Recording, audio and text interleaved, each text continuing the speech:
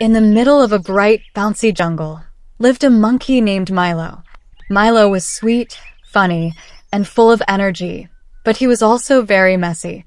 Banana teddy bear books. Every day, Milo would toss his toys all over the floor, leave banana peels on the bed, and drop books near the door.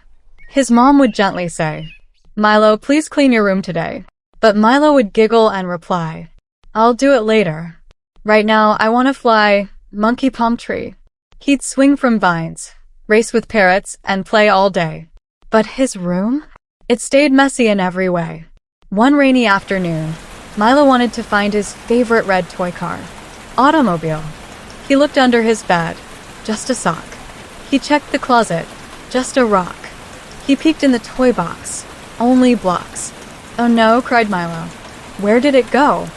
He searched high and low, but the room was such a mess. He couldn't find anything, he had to confess.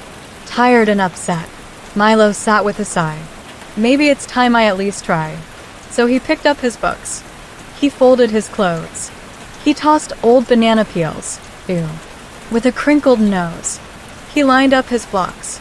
He stacked every toy. And guess what? He found his car and jumped with joy. Party popper. His mom peeked in and gave a cheer. "Milo, your room looks amazing in here." Milo grinned and gave a dancy wiggle. "It feels so nice. No more mess to jiggle." From that day on, Milo cleaned up with pride. He learned it's more fun when there's nothing to hide. Now every toy has a place to stay. And Milo finds what he needs right away. Glowing star moral of the story. When you keep things neat and clean, you feel happy, calm, and everything's seen.